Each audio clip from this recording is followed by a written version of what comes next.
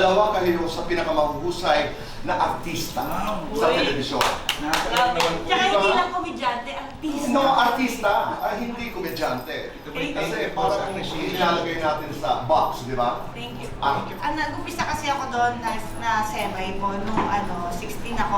Right after Starstruck, si ating director po dito sa Pastok, si Tatay Romel Gacho po. Yes, Alam mo, Romel! pinilit niya ako na makapasok sa Bacol. Feeling niya, naramdaman niya talaga na pwede ako doon. So, at first, hindi nila ako gusto kasi masyado malaki ang acting ko. Tapos, pinagtyagaan naman ako na turuan. And siguro andun din yung pagka-eager ko to learn. And siguro yung tinanggap mo din na, ang dami ko pa kailangan matutunan. So, dahil din naman sa kanila, I think, yung versatility na kahit saan role ka ilagay. At siguro, on top of everything, yung pagmamahal ko and passion ko talaga dun sa work, sa craft. Ako naalala ko po, ako malaking pasasalamat ko po kay Direk Cosme. After po nang nanalo po ako sa Thank You Lord sa Survivor Philippines po. After po nun, na gines po ako sa Bubblegum. Pero Tito Boy, tagang pangarap po talaga to Tito Boy. Hindi ko lang po alam kung paano. Parang, kasi nasa News and Public Affairs po ako behind the scenes. So parang 1996, parang kaka-graduate ko lang po nung college po. Parang pumasok ng Tito Boy, na parang gusto ko makapasok, pero hindi ko alam kung paano. After po nung first guesting, sabi ko, parang nakalimutan ko pa nga yung script ko nung Tito Boy. Kasi ka-extend ako po si Kuya Bitoy as Mr. Asimo. Kabisado ko po yun, naka-extend ako siya, starstruck na po ako. So parang siya na nagsabi ng script ko, sabi ko, ay wala na. Hindi na ako i-adjust dito. During All Out Sundays po yun before, so lahat po kami parang shoot from home, parang gano'n. So merong isang segment na tagang ayaw na ayaw ng isa.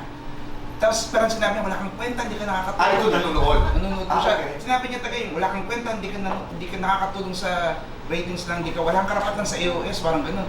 So ako parang, gutom po ako nun eh. Hindi na ako makain ng mga panahon ko. Sabi ko, tinuhagan ko sa Instagram, sa IG, kasi pwede niyo tawagan eh. Ngayon alam na nila.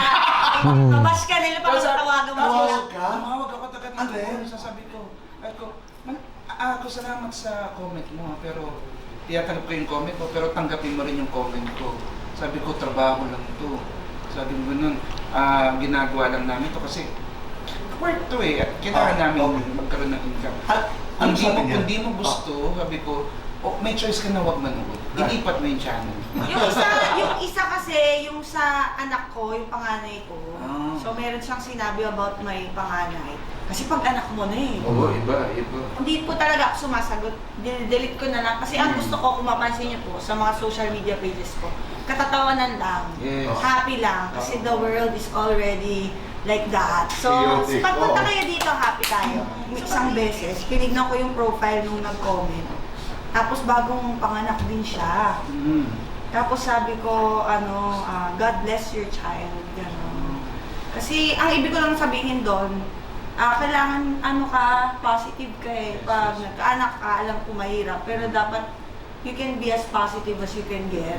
Lalaytera, balitang ina. Both? Magandang mukha, sexing katawan. Both? Mata, kung invisible ka, sinong mamanmanan mo? Kuya Beto. Kung pulis ka, sinong ikukulong mo? Oh my God! Meron tira ako sabihin. Beto, amazing, fantastic. Amazing! Malakas ang dating, malakas ang amoy. Malakas ang dating. Wow! Betong, maging macho, maging guwapo. Oh! Betong sa loob, betong sa labas. Betong sa labas. Kung kontrabida ka, sinong sasampalin mo? Maliban sa akin.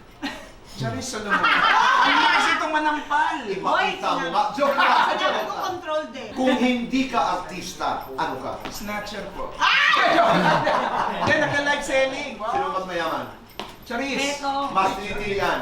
Charis. Beto. Mas corny? Beto. Wow! Ako lang talaga? Consistent ako. Oh, Charis. Ay, sabihin ko ako, love yourself. Okay, syempre. Charis. Mas iyakin?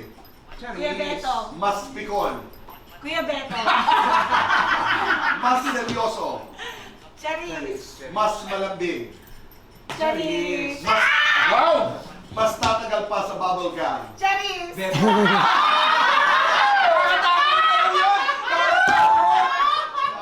Lights on, lights off. Lights Lights on. on or off? Oh, Happiness or chocolates?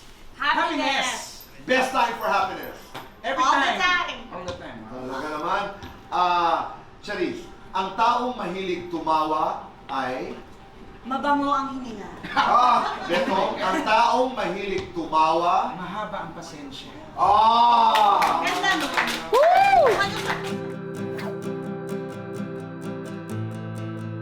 Parody ang pinaka-inaabangan Oo. lagi sa Bubble Gang simula bata pa tayong lahat, except you. Ang Uy, parody parody ni ni Kuya Kuya Bitoy. Bitoy. Anong kanta yun? Siyempre, Dilaw. Siyempre, ni Maki. Nako. Marami pang mga segments at marami pang guest din na makikita niyo mga kapuso. Ang saya. Gusto ko nga siya invite ngayon inuman eh. Meron pa kay next ep. Nag-wonder ako. Masarap siguro dito kainuman. Para talaga siya therapy. Alam mo yun, may mga topics na kagaya yung mga napag-usapan ganyan, talagang parang, oh my goodness. Oo, yung, ang sarap niya kausap kasi parang hindi kanya i-judge. Actually, hindi. Hindi kanya i-judge. And laging parang mas nakikita niya yung maganda sa iyo. Gusto ko nga ako magbayad sa kanya para mag-guest ako ulit dito. Gagasusan mo. May professional fee na.